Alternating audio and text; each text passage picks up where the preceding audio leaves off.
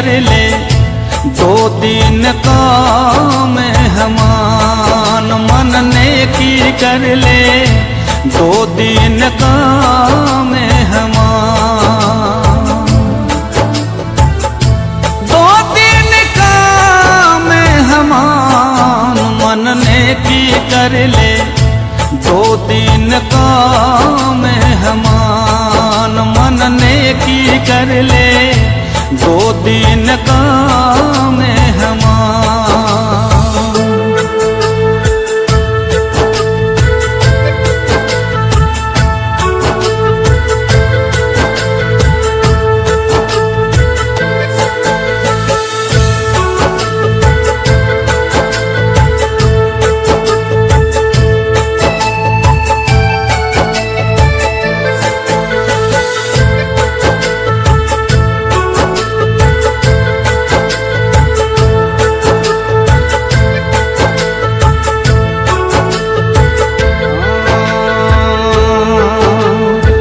जोरू लड़का कुटुंब का पीला, 2 दिन का तन मन का मेला।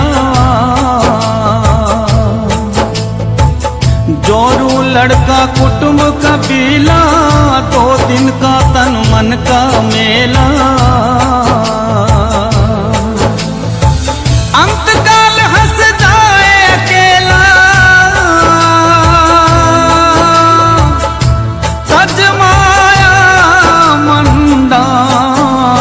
नेकी कर ले, 2-3 का मेहमान। मन नेकी कर ले, 2-3 का मेहमान।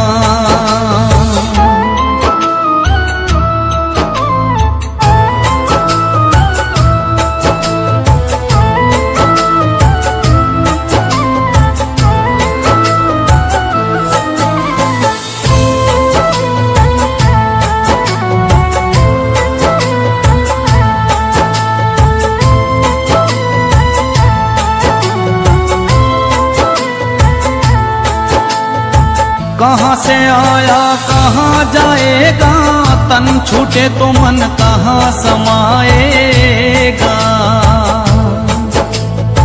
कहाँ से आया कहाँ जाएगा, तन छूट मन कहाँ समाएगा। आखिर तुझको कौन कहेगा,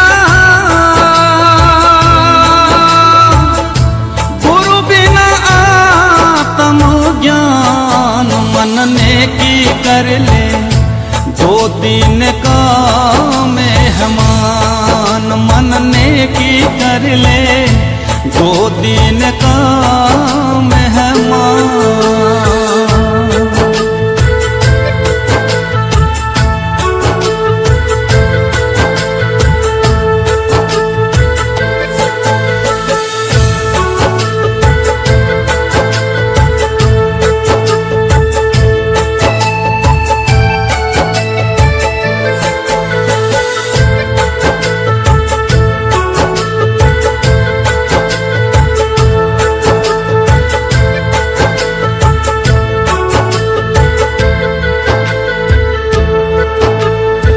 कौन तुम्हारा सच्चा साईं, झूठी है ये सकल सगाई। कौन तुम्हारा सच्चा साईं, झूठी है ये जग असनाई। कौन ठिकाना है तेरा भाई, क्या बस्ती क्या नाम। मन नेकी कर ले, 2-3 का मेहमान। मन नेकी कर ले, 2-3 का मेहमान।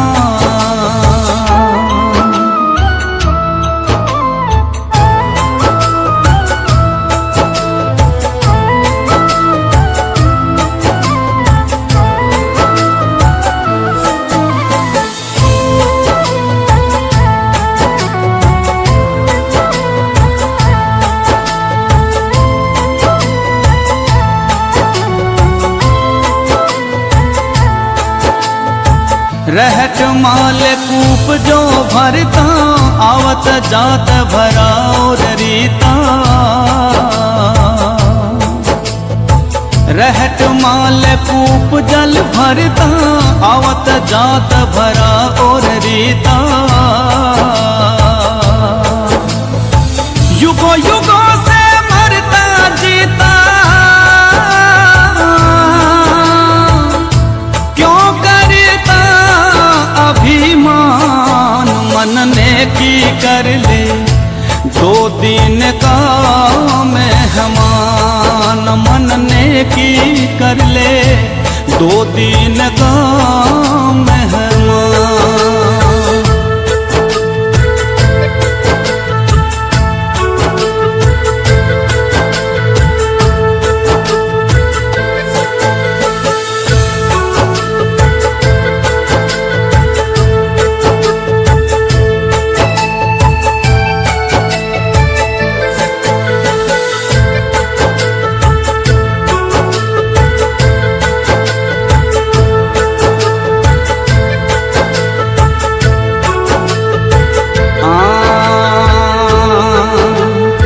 लाख 84 भोगे तासा, ऊंच नीच घर लेता वासा। लाख 84 देखे तासा, ऊंच नीच घर लेता वासा। कहे कभी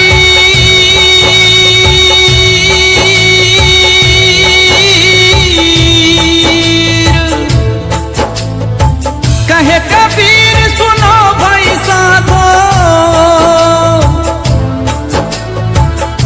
ले ले गुरु का नाम। मन ने की कर ले 2 दिन का मेहमान। मन ने की कर ले 2 दिन का मेहमान। 2 दिन का मेहमान। 2 दिन का मेहमान। 2 दिन का मेहमान। बंदी छोड़ सतगुरु रामपाल जी महाराज जी की जय हो। परमात्मा की सभी प्यारी आत्माओं को पवन दास जयपुर वाले का सत साहिब। जहां दुनिया भर के संतों ने भक्ति मार्ग को अति दुर्गम और कठिन बताया है, तो वहीं परम पूज्य सतगुरु रामपाल जी महाराज जी ने इसे बेहद सरल और सीधा मार्ग बताया है। साथ ही यह भी कहा है कि भक्ति मार्ग केवल उन्हीं आत्माओं के लिए सरल और सीधा है जो इस मार्ग पर ज्ञान को आधार बनाकर चलती हैं। जहां भी भक्ति या मोक्ष मार्ग की बात आती है तो आंखों के सामने एक रिश्ता उभर कर आता है, और वह रिश्ता है गुरु और शिष्य का। और जहां गुरु शिष्य का नाता होता है, वहां एक और शब्द निकल कर आता है, परीक्षा। भक्ति मार्ग में शिष्य को बार बार इस परीक्षा के दौर से गुजरना पड़ता है, क्योंकि बिना परीक्षा के शिष्य के मन और आत्मा की दृढ़ता तथा भक्ति गुणों व गुरु के प्रति उसके मन में विश्वास, श्रद्धा व भावों की पहचान नहीं की जा सकती है। तथा बिना मन और आत्मा की दृढ़ता तथा गुरु के प्रति विश्वास, श्रद्धा व भावों के शिष्य कभी भी मोक्ष प्राप्त नहीं कर सकता है। शिष्य की परख करने के लिए गुरु तरह तरह के अजीब खेल खेलता है। वह अपने पाठ्यक्रम से बाहर के प्रश्न भी पूछ लेता है। कई बार ज्ञान विरुद्ध आदेश देकर भी अपने शिष्य के विवेक की परीक्षा लेता है। सतगुरु रामपाल जी महाराज जी ने बताया कि 650 वर्ष पहले अपने तेज पुंज के शरीर को हल्का करके अपने वास्तविक नाम और स्वरूप में स्वयं कबीर साहिब जी बनारस के काशी शहर में लगभग 120 वर्ष तक सशरीर लीला करके गए थे। उस समय वे हमारे सतगुरु थे और हम उनके शिष्य। गुरु शिष्य परंपरा के तहत अपना अनमोल तत्व ज्ञान देने के बाद उन्होंने भी हमारी परीक्षा ली थी कि ये आत्माएं कितना ज्ञान समझ पाई है, या यूं ही मूर्खों का टोल अपने स्वार्थवश मेरे पीछे लगा हुआ है। सतगुरु रामपाल जी महाराज जी ने बताया कि परमात्मा कबीर साहिब जी ने एक हाथी मंगवाकर उस पर अपनी बेटी व सेवक रविदास जी को बैठाकर स्वयं एक बोतल में गंगा जल भरकर उसे मुंह पर लगाते हुए अपने आप को ऐसे दर्शाने लगे जैसे शराब पी रहे हों। तत्व ज्ञानहीनता के चलते अकारण ही गुरु में दोष देखने के कारण हम 64 के 64 लाख उस समय सतगुरु की परीक्षा में फेल हो गए। साथ ही आध्यात्मिक मार्ग के नियम अनुसार गुरु को भी एक सख्त हिदायत होती है कि जब तक उनके द्वारा नाम दीक्षित अनुयायी मोक्ष प्राप्त नहीं कर लेंगे तब तक गुरु का भी मोक्ष नहीं हो सकता और गुरु को बार बार जन्म मरण में आना पड़ेगा।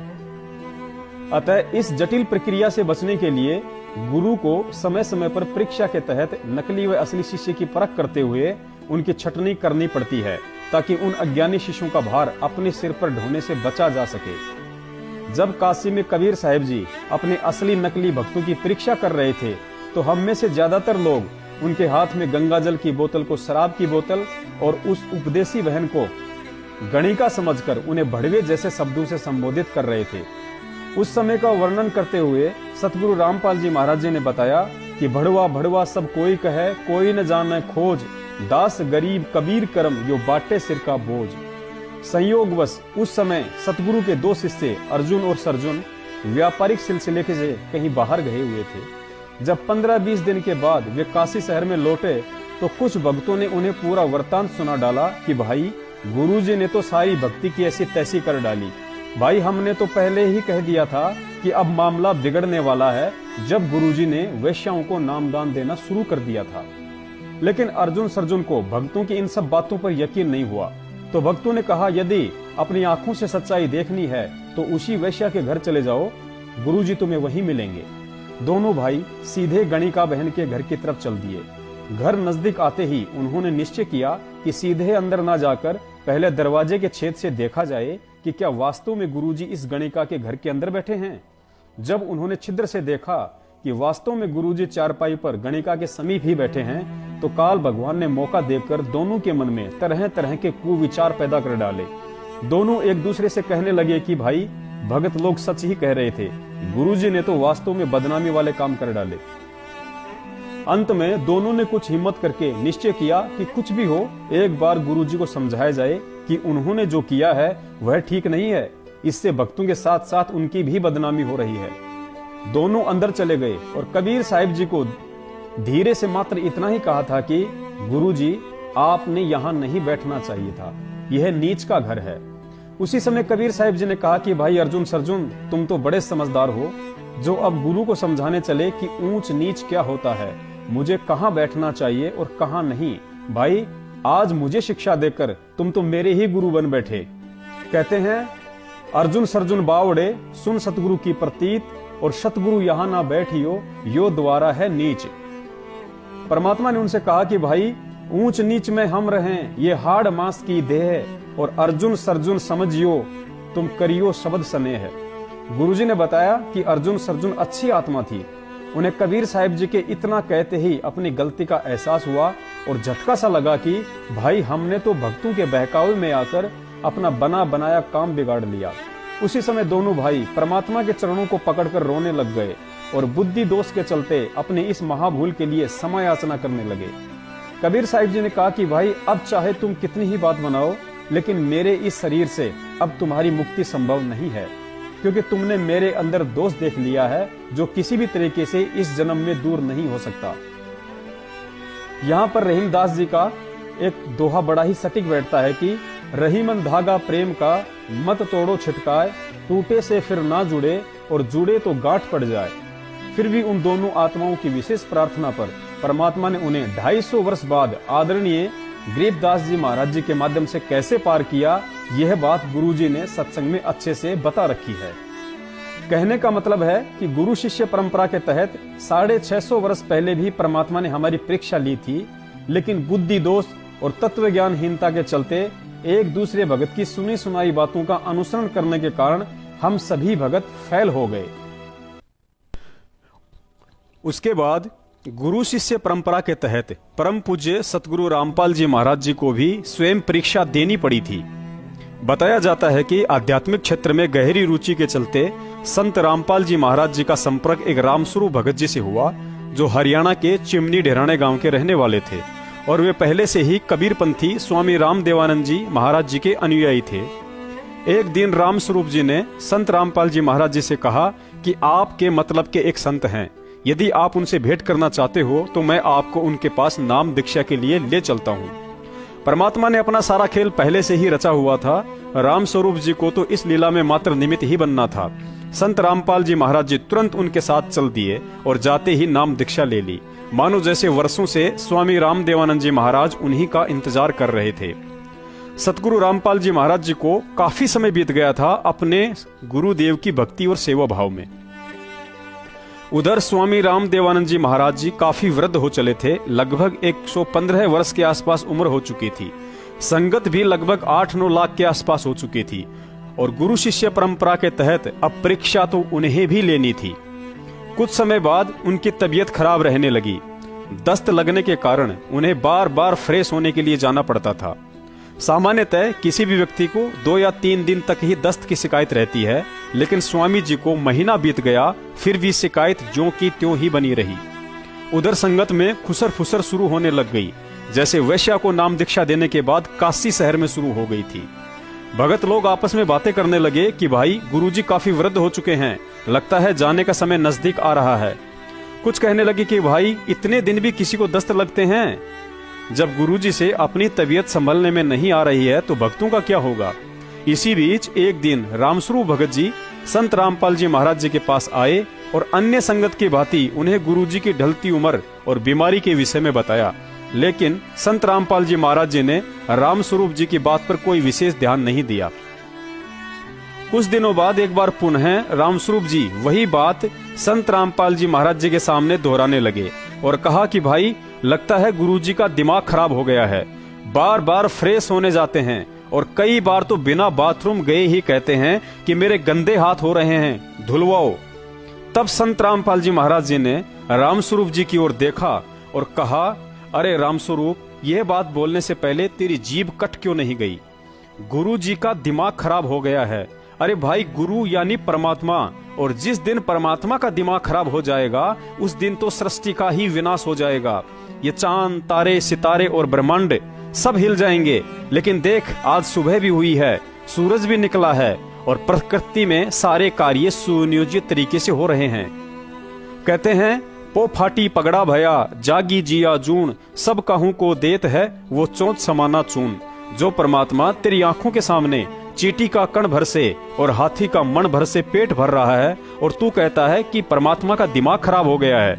भाई, दिमाग गुरुजी का नहीं बल्कि बुद्धि दोष के चलते तेरा खराब हो गया है। दस्त गुरुजी को लग रहे हैं, तकलीफ गुरुजी स्वयं उठा रहे हैं, लेकिन व्यर्थ ही तुम्हारे पेट में दर्द और दिमाग में खरपतवार क्यों पैदा हो रही है? चल के माफी मांग गुरुजी से, वरना लोक परलोक कहीं भी ठिकाना नहीं मिलेगा। उसी समय रामस्वरूप जी को अपनी गलती का एहसास हुआ और संत रामपाल जी महाराज जी के साथ चलकर स्वामी जी से पैरों पड़कर क्षमा याचना मांगी। उसके बाद आगे क्या हुआ हम सभी जानते हैं कि उस परीक्षा में सतगुरु रामपाल जी महाराज जी ही उत्तीर्ण हुए और फिर उन्हें स्वामी जी की ओर से नाम उपदेश व आने वाले समय में पूरे विश्व में एकमात्र महान संत होने का आशीर्वाद भी मिला। बोलो सतगुरुदेव की जय हो।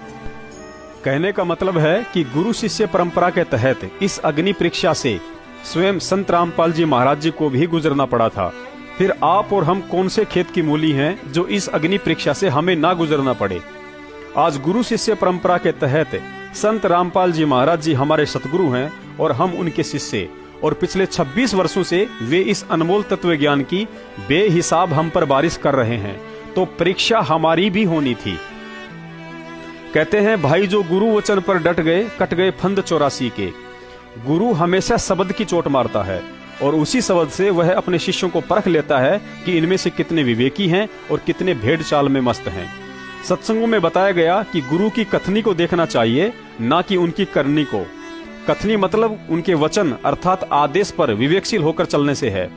650 वर्ष पहले भी हमने परमेश्वर कबीर साहिब जी के द्वारा काफी वर्ष तक कहे गए वचन अर्थात कथनी को त्याग कर उनके हाथी पर बैठकर किए गई करनी को ही देखा और एक दूसरे की देखा देखी में भेड़ चाल चलते हुए मार खा गए।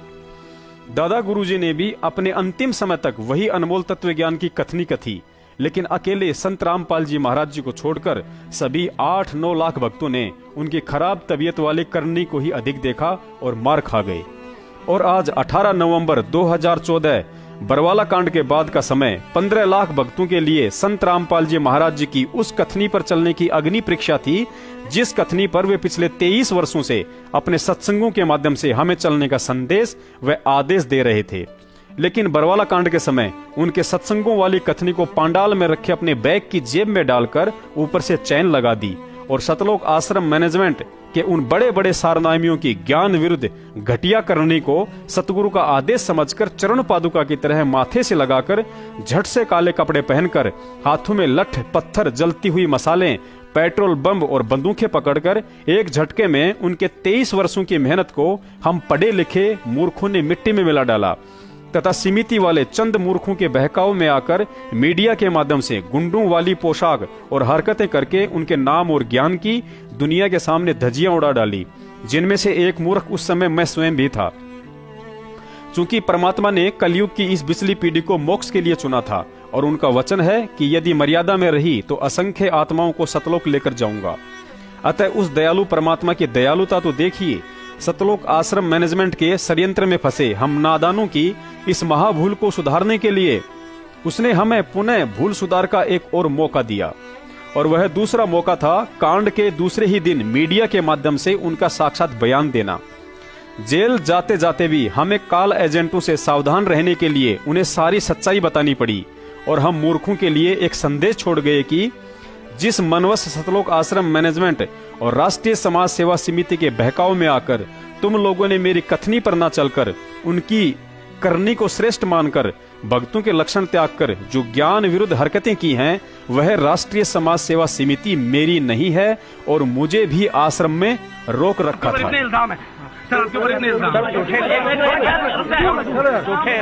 झूठे कैसे हैं आपके ऊपर? आपके गुंडे इतने खड़े थे वहाँ पे, हजारों आदमी हरियाणा पुलिस से। मेरे नीचे राष्ट्रीय समाज सेवा समिति नहीं तो आपकी समिति है। अरे आपकी कि आप बिल्कुल सही है, लेकिन कोर्ट को गुमराह कहीं न कहीं किया गया। ये कहा जाता रहा कि आप अस्वस्थ है जिसकी वजह से कोर्ट में पेश नहीं हो पाए। अब स्वस्थ हो गया, मैं पहले बीमार था। रामपाल जी, आपकी जो बेल एप्लीकेशन थी वो भी अब रिजेक्ट कर दी गई है। जो 2008 में आपको बेल मिली थी कोर्ट की तरफ से, उसके बारे में क्या कहना है? धन्यवाद। जो पूरा विवाद हुआ उसमें 6 लोगों की जान गई, आपको कोई अफसोस है उस बात का? बहुत अफसोस है जी। नहीं, जो आपने अपने अनुयायियों को जिम्मेदार ढाल कौन है बनाया इस चीज़ का? और आप पीछे छुपे रहे, मैंने किसी को नहीं, वो आप सही मानते हैं? मैंने नहीं बनाया किसी को, वो अपने आप ही बन रहे थे, मुझे भी रोक रखा था। इस वीडियो में यदि आपने ध्यान से सुना हो तो मीडिया वाले ने पूछा कि आश्रम के बाहर जो आपके इतने गुंडे खड़े थे, तो सतगुरु देव जी ने साफ साफ कहा है कि वे मेरे नहीं थे, राष्ट्रीय समाज सेवा समिति के थे और वह समिति मेरी नहीं है। जिन्हें अभी भी अपने गुरु की इस बात पर यकीन ना हो और आज भी राष्ट्रीय समाज सेवा समिति अर्थात सतलोक आश्रम मैनेजमेंट वालों को ही भगवान समझ रहे हैं, तो स्वयं समिति वालों के मुख से ही सुन लो कि समिति किसकी है।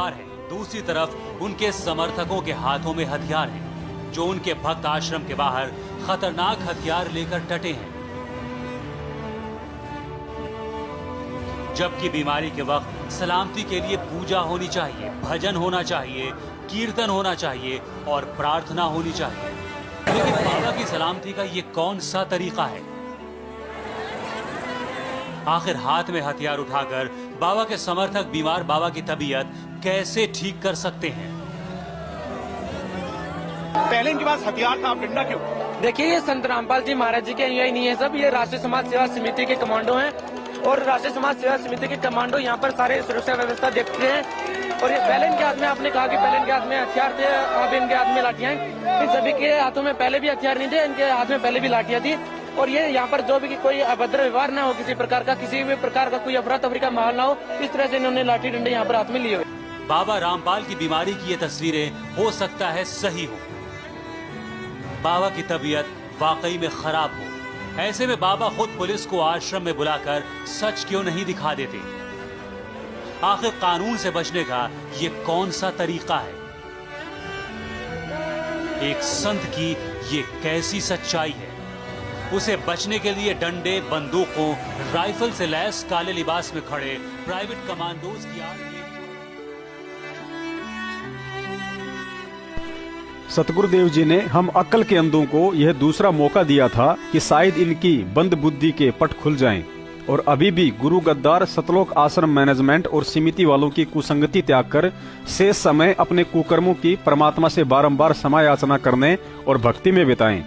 लेकिन परमात्मा से अपनी भूल की क्षमा याचना के बजाय 80% संगत फिर भी लगभग 3 से 4 वर्षों तक सतगुरु की इस मीडिया वाली कथनी को भी लीला का नाम देकर समिति वालों की घटिया करनी में ही लिप्त रही और पुनः उन्हीं गद्दारों के मनमुखी आदेशों व इशारों पर भेड़ चाल चलते हुए इशार तारीखों पर जा जाकर जगह जगह धरने, प्रदर्शन, रैलियां और गुंडे मवालियों की तरह सिर और बाजू पर काली पट्टियां बांधकर काले दिवस मनाते हुए 2 कौड़ी के चंद अधिकारियों और भ्रष्ट नेताओं के सामने हिसार जेल में बंद सतगुरुदेव जी को बेबस, लाचार और गरीब समझते हुए उनकी रिहाई की भीख मांगने का ढोंग कर रहे हैं। अंग्रेजी में एक कहावत है कि every action has an opposite reaction, अर्थात हर क्रिया की प्रतिक्रिया होती है। यदि क्रिया सही होगी तो उसकी प्रतिक्रिया भी सही होगी और यदि क्रिया ही गलत होगी तो जाहिर सी बात है उसकी प्रतिक्रिया भी गलत होगी।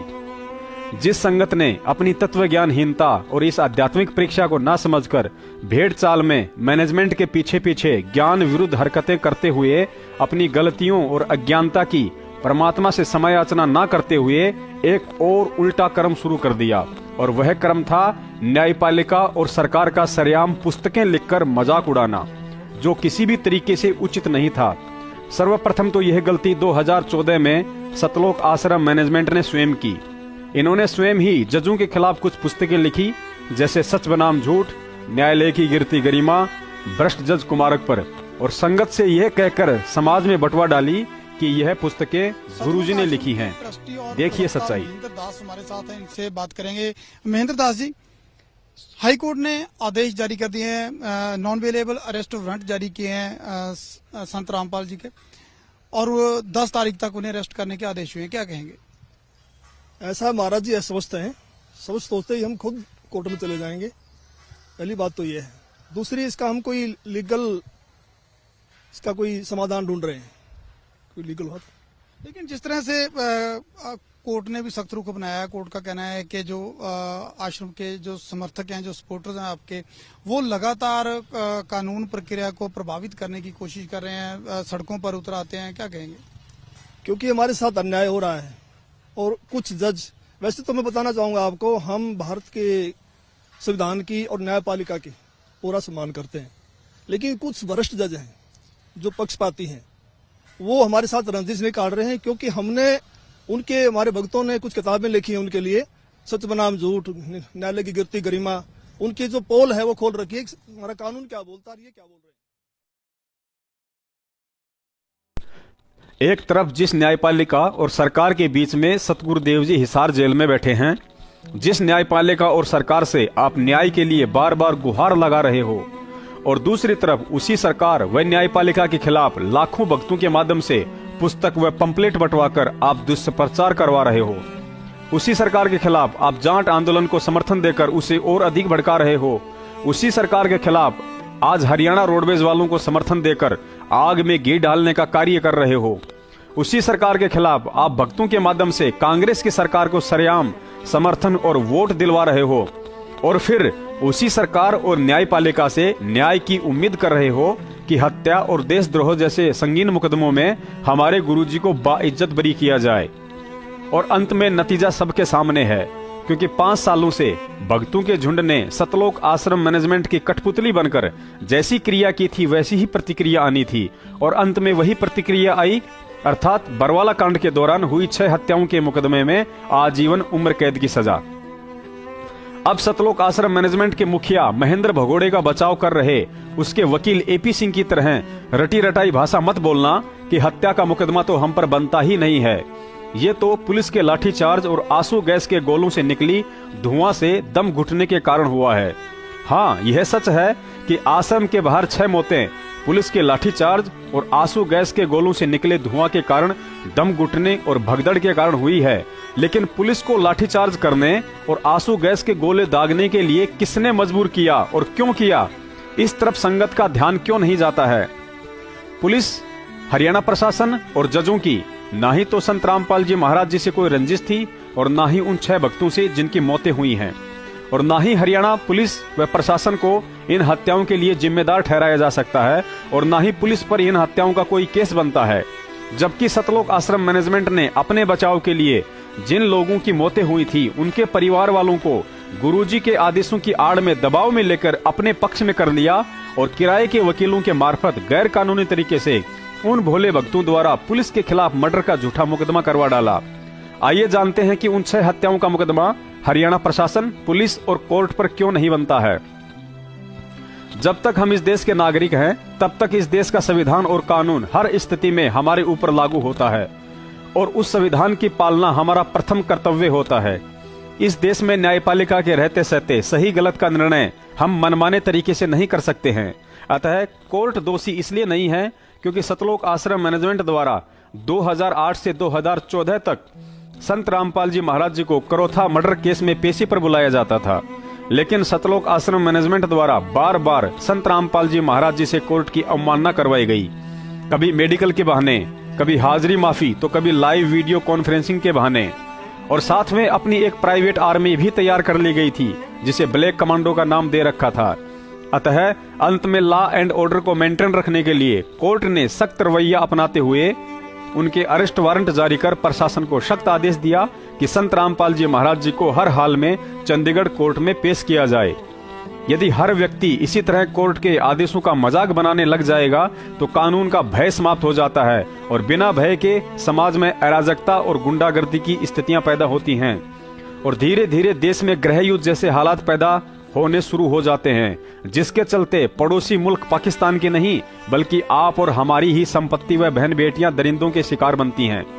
देखिए ये छोटा सा वीडियो जिसमें सतलोक आश्रम मैनेजमेंट वालों को देश के हर मीडिया चैनल, धर्म गुरुओं और अन्य कानूनी सलाहकारों ने इस कांड से पहले न्यायपालिका पर विश्वास रखने और कोर्ट में उपस्थित होने की सलाह दी थी, लेकिन कहते हैं विनाशकालीन विपरीत है बुद्धि। तो बाबाओं का अंधा कानून कब तक, इसी पर बातचीत चल रही है। आखिरी पड़ाव में पहुंच गए हैं, लेकिन आखिर में जाते जाते राज कपूर साहब खुद हमारे साथ लाइव जुड़ गए हैं। राज कपूर जी, मेरा एक सीधा सा सवाल, उसका जवाब दे दीजिए। आपको देश के कानून में विश्वास है कि नहीं है?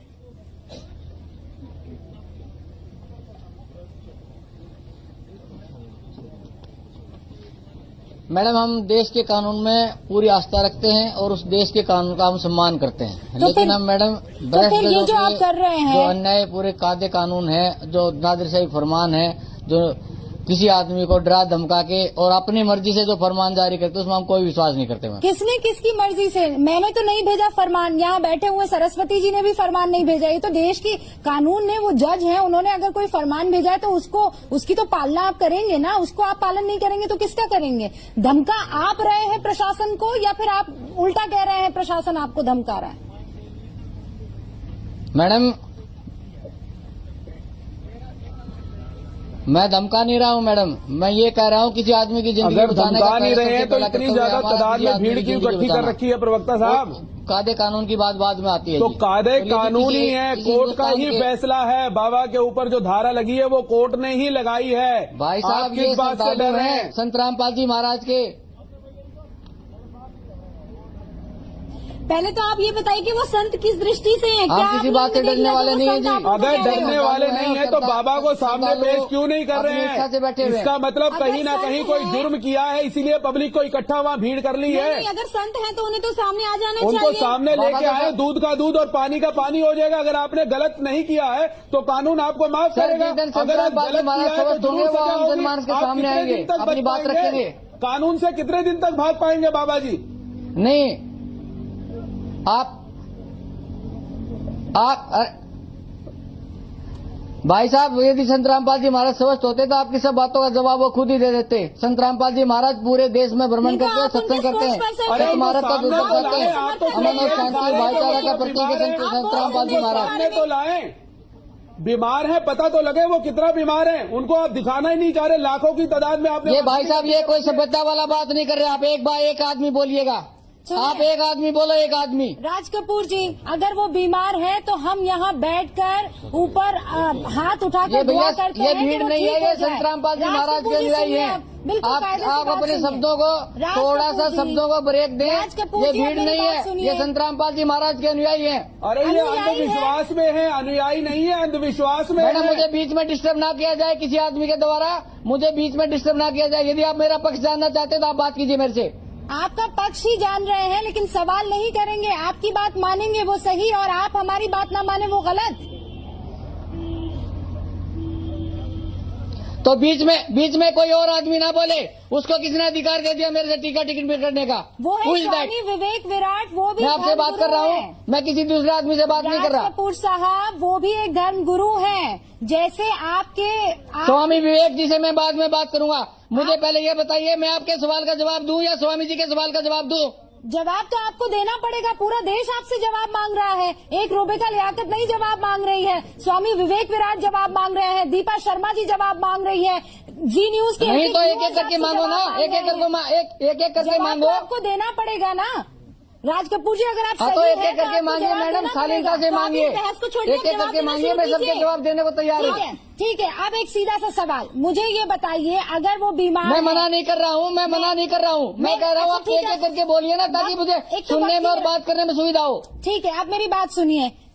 मुझे ये बताइए, उनकी तबीयत अगर खराब है तो डॉक्टर भिजवा दिया जाएगा, डॉक्टर उनका ख्याल रख लेंगे। ये आप लाखों की तादाद में जो इकट्ठा हो जाते हैं, पुलिस को अपना काम नहीं करने दे रहे हैं, ये कहाँ तक ठीक है? इसे मैं विश्वास कहूँ या अंधविश्वास कहूँ, अंधी श्रद्धा कहूँ, क्या कहूँ, बताइए मुझे।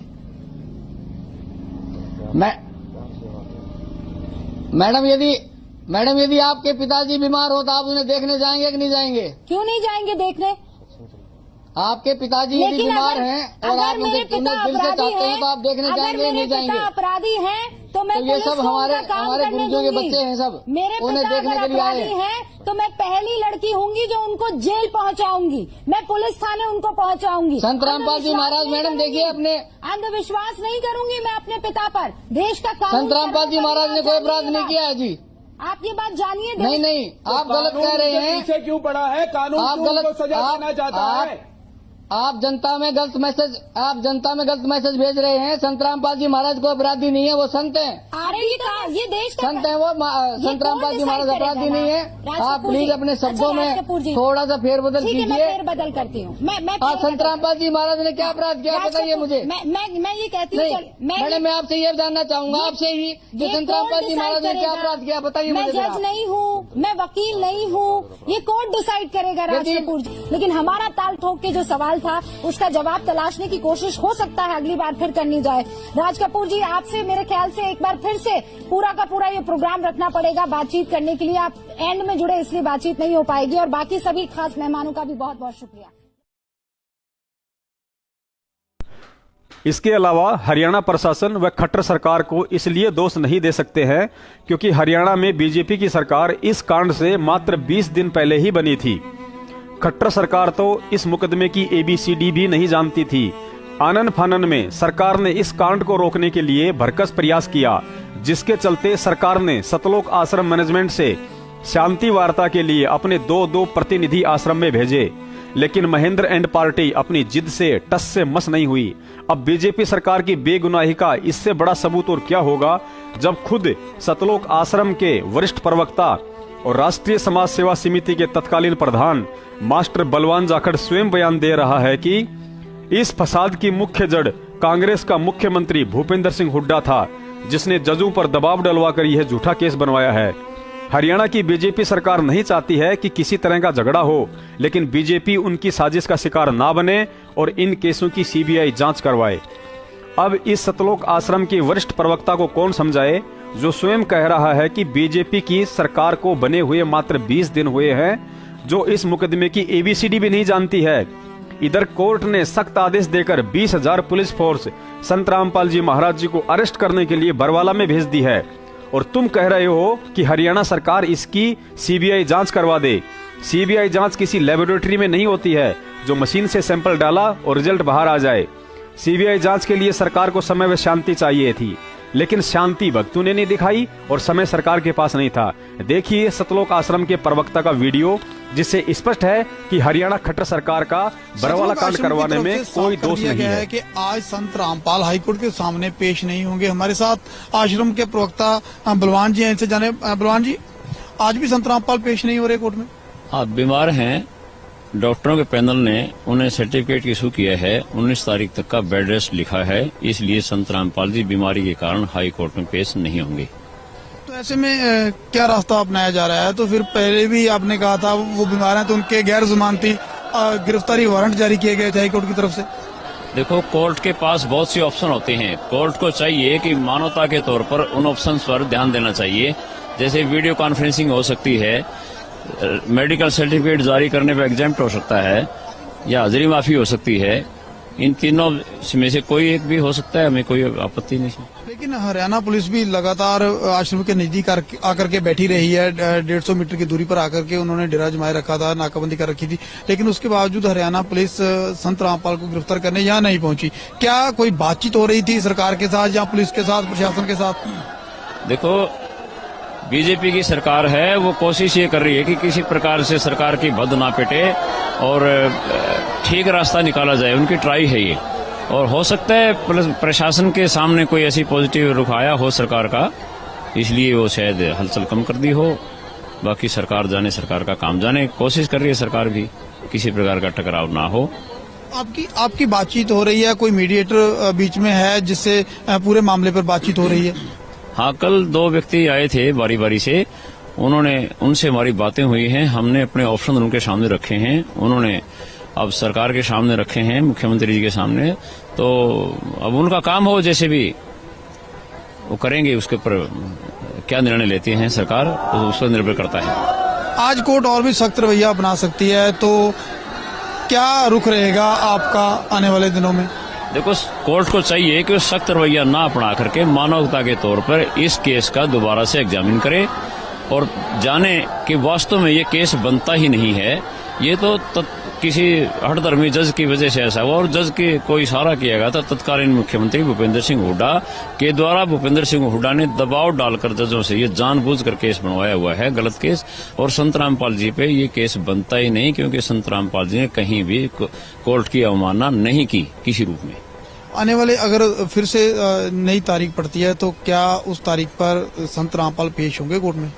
यदि स्वास्थ्य ठीक होगा और डॉक्टरों का पैनल संत रामपाल जी को फिट घोषित कर देगा तो संत रामपाल जी कोर्ट में जरूर जाएंगे। 8 साल से झूठे केसों को अपने सिर पर ढोते फिर रहे हैं, इस एक केस को और ढोलेंगे। इसके अलावा पुलिस को दोषी इसलिए नहीं ठहरा सकते हैं क्योंकि पुलिस केवल कोर्ट व प्रशासन के आदेशों की गुलाम होती है। उसे यदि अपने माता पिता या भाई बहन को भी पकड़कर कोर्ट में पेश करने का आदेश मिलता है तो उन्हें वैसा ही करना पड़ता है, चाहे वे दोषी हों या निर्दोष। उसका फैसला बाद में कोर्ट करती है। अतः बरवाला कांड में कोर्ट की तरफ से पुलिस को केवल इतना ही आदेश था कि तुम्हें हर हाल में संत रामपाल जी महाराज जी को कोर्ट में पेश करना है। लेकिन पुलिस की समझदारी और संयम की दाद देनी पड़ेगी, जिसने मानसिक संतुलन खो बैठे सतलोक आश्रम मैनेजमेंट के गुंडों की गुंडागर्दी को किस कदर सहन किया है। देखिए यह वीडियो, जिसमें सतलोक आश्रम के मुखिया महेंद्र भगोड़े के द्वारा बाहर से मंगवाए गए किराए के गुंडों द्वारा हाथों में जलती हुई मसाले लेकर किस तरह पुलिस को उकसाया जा रहा है और जबरन लड़ाई के लिए पुलिस वालों के हथियार छीनने की कोशिश की जा रही है, लेकिन फिर भी पुलिस संयम दिखा रही है। वो उग्र होता जा रहा है। ठीक सामने की तरफ अगर आप देखें तो एक तरफ पुलिसकर्मी पीछे की तरफ भाग रहे हैं, तो वहीं जो बाबा के अनुयायी हैं वो आगे की तरफ आ रहे हैं। पुलिसकर्मियों को खदेड़ना शुरू कर दिया है। उनके हाथ में एक क्रूड पेट्रोल बॉम्ब टाइप है और ठीक पीछे की तरफ देखें तो हाथों में मशाल लिए वो पुलिस को पीछे की तरफ धकेल रहे हैं। ये स्थिति इस समय सतलोक आश्रम के बाहर की है। ठीक सामने की तरफ जो बाबा के अनुयायी हैं वो दिखाई दे रहे हैं। तो यहाँ पे पुलिसकर्मियों ने चारों तरफ से उन्हें घेरना शुरू कर दिया है।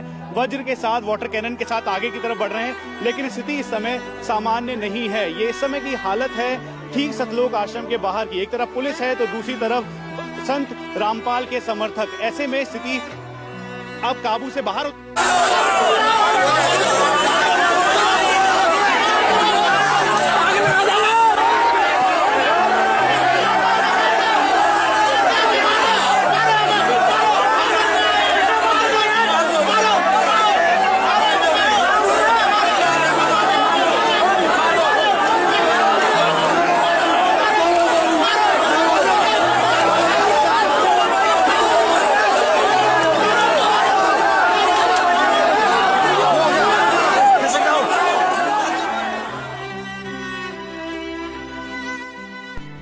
लेकिन इसके बावजूद भी बरवाला कांड के बाद सतलोक आश्रम मैनेजमेंट ने हत्या का मुकदमा उल्टा पुलिस पर ही बनवा दिया, जबकि वकीलों को अच्छे से पता था कि जिस कोर्ट के आदेश से पुलिस आश्रम पर कार्यवाही करने आई है और यदि उस कार्यवाही में किसी तरह की जान माल का नुकसान होता है तो उसके लिए कोर्ट कभी भी पुलिस को जिम्मेदार नहीं ठहरा सकता है। लेकिन संगत की मूर्खता और वकीलों को पैसे के बलबूते पर खरीदकर मैनेजमेंट ने अपने बचाव के लिए काफी समय तक यह ड्रामा खेला और अंत में नतीजा सबके सामने आया कि उन हत्याओं में कोर्ट ने हरियाणा सरकार या पुलिस को नहीं बल्कि सतलोक आश्रम मैनेजमेंट और संत रामपाल जी महाराज जी को ही दोषी ठहराया और आजीवन उम्र कैद की सजा भी सुनाई। हाँ, यहाँ न्यायपालिका ने अपने फैसले में एक बहुत बड़ी चूक की है और वह चूक है निर्दोष होते हुए भी संत रामपाल जी महाराज जी को सजा सुनाना, क्योंकि इन 6 हत्याओं का असली जिम्मेदार और सजा का असली हकदार सतलोक आश्रम मैनेजमेंट और उसका मुखिया महेंद्र भगोड़ा है, ना कि संत रामपाल जी महाराज जी और कुछ निर्दोष भगत।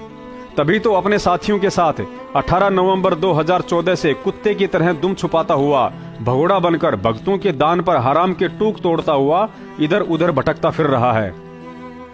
लेकिन सबसे बड़ी विडंबना यह है कि संत रामपाल जी महाराज जी निर्दोष हैं, यह बात कोर्ट में कोई आम व्यक्ति या भगत नहीं बल्कि एक वकील ही साबित कर सकता है, क्योंकि मुलजिम और कोर्ट के बीच की कड़ी वकील होता है।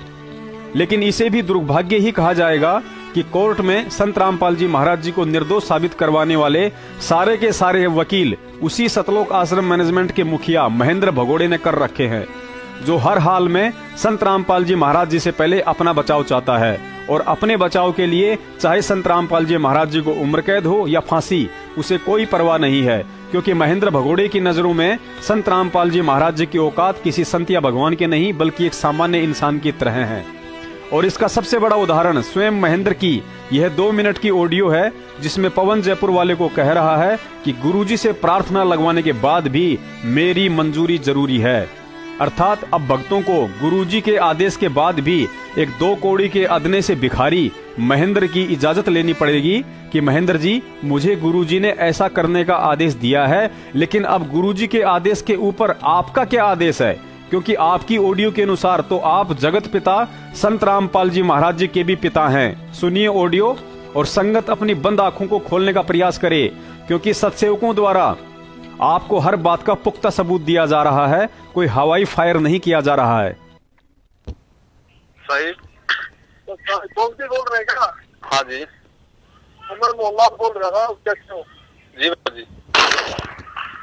हेलो। हाँ जी भगत जी, बताएं। हाँ, कैसे हो? ठीक हो? दया भगत जी, परमात्मा की। वो क्या चक्कर पर क्या मैसेज है भगत जी? मैसेज क्या चक्कर पर देंगे सब लोगों को आपस में? नहीं भगत जी, पता नहीं, वो आज उनसे नवीन भगत जी से बातचीत हुई थी तो काफी कुछ उन्होंने जो मतलब की व्हाट्सएप पे भी मतलब फैला दिया इस तरीके से, जबकि दास ने तो ऐसी कोई गलती भी नहीं की। ऐसा है ना, मैं प्रोसीजर बताऊंगा आपको, ठीक है ना? ऐसे ना उस आपस में इसका काल घुस जाएगा सब में। जैसे जो मैसेज आता है वो गुरु जी के थ्रू मेरे पास आता है, उनके पास आता है। जी भगत जी, जी।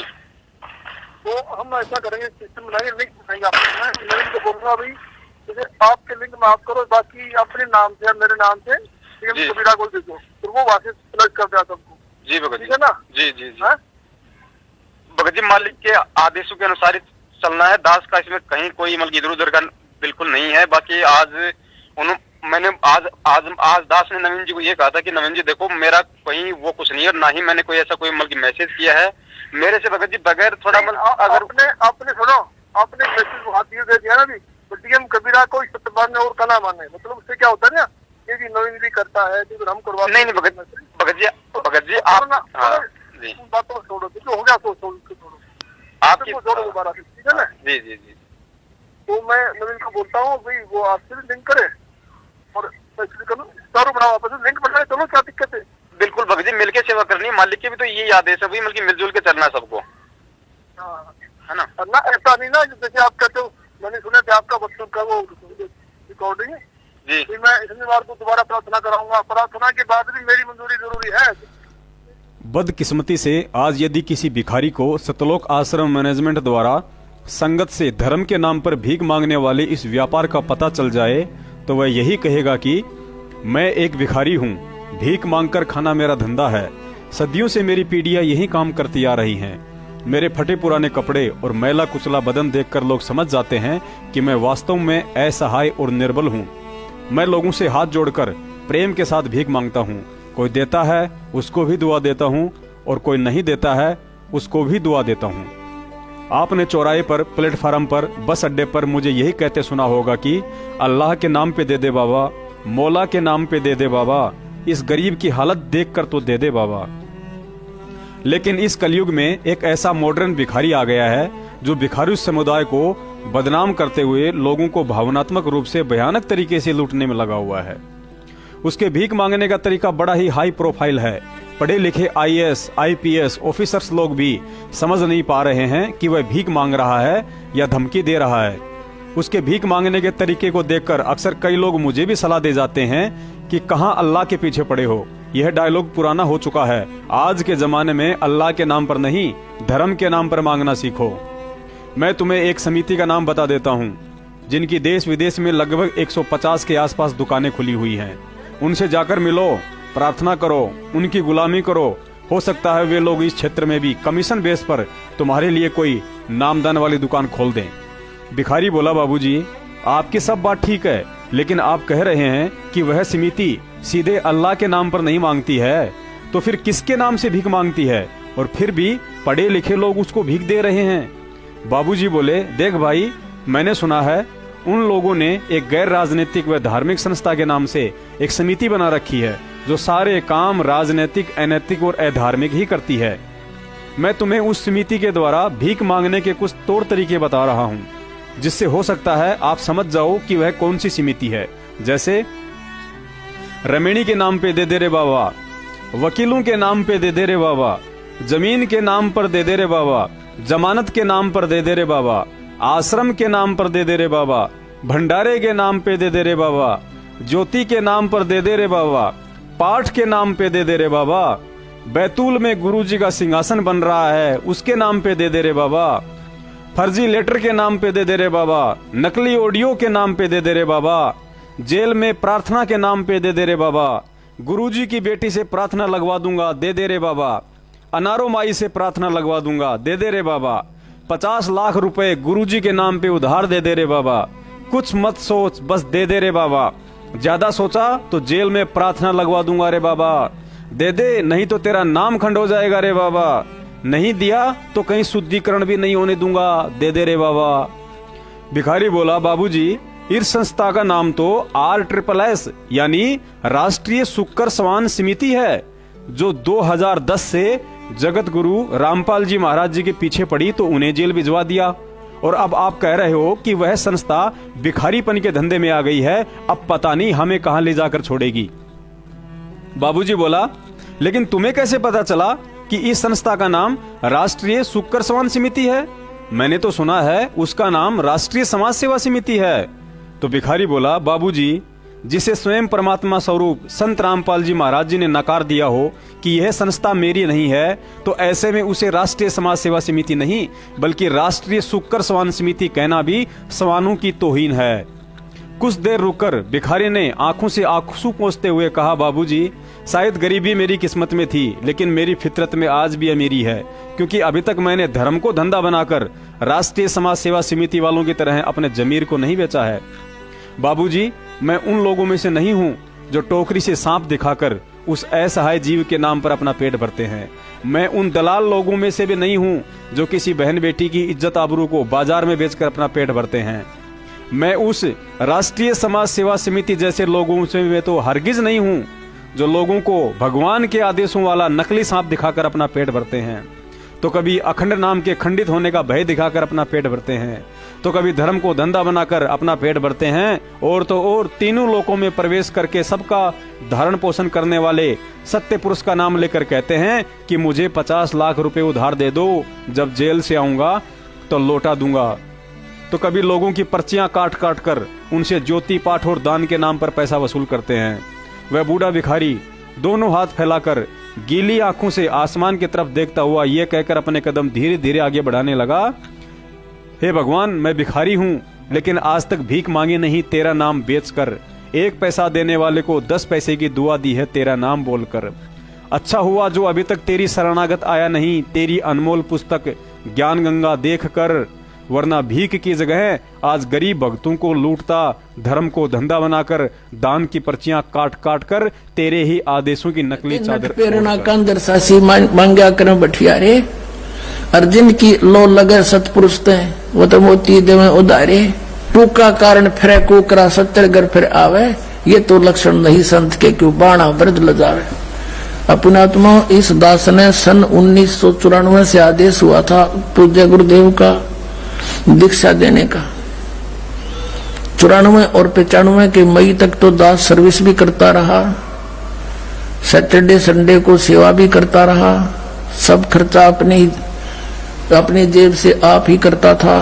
फिर परमात्मा की दया से इतना सेवा बढ़ गई, नौकरी भी त्यागनी पड़ी। दास जूनियर इंजीनियर की नौकरी करता था। उससे लेकर आज तक एक नया पैसा किसी से नहीं कहा दान दे दे या कोई पर्ची काटी हो।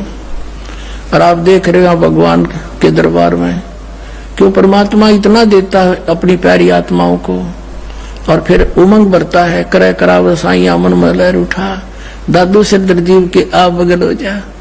तो यहाँ देख लो कि कैसा मालिक की दया है, सब तरह की व्यवस्था है, और आज तक एक ना पैसा नहीं मांगा दास ने। तो कहते हैं जो मांगे सो बढ़ुआ कहिए, दर दर फिरे अज्ञानी, और जोगी जोग संपूर्ण जिसका मांगना पीवे पानी।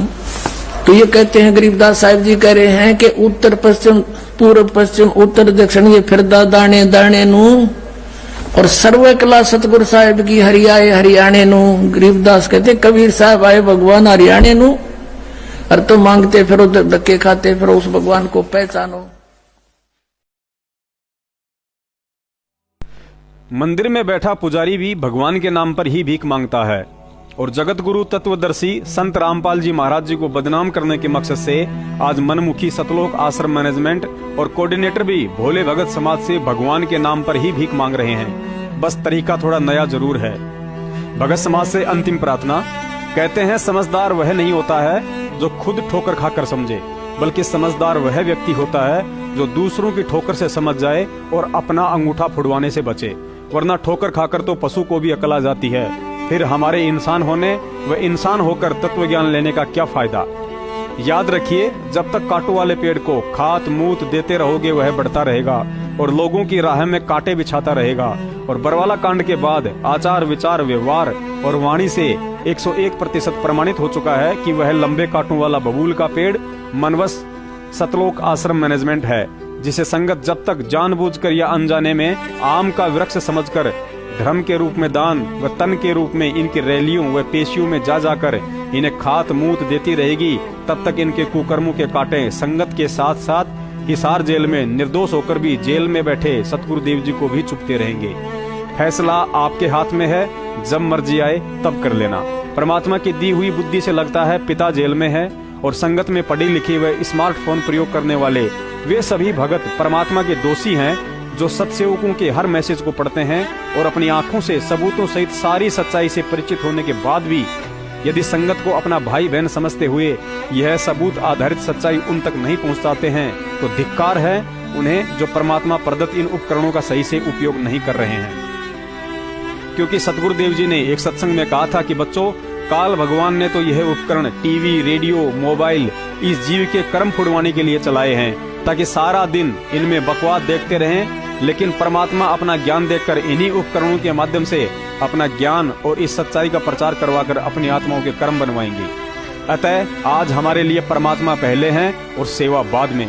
यह सच्चाई ज्यादा से ज्यादा भक्तों तक पहुंचाएं, ताकि वे अनजान आत्माएं भी मैनेजमेंट के पाखंड से बाहर निकलें, ताकि अपनी आत्माओं को सत्य का संग व ज्ञान विवेक आधार से चलता देख वह परमात्मा जेल से बाहर हमारे बीच आने की दया कर सके। सत साहेब।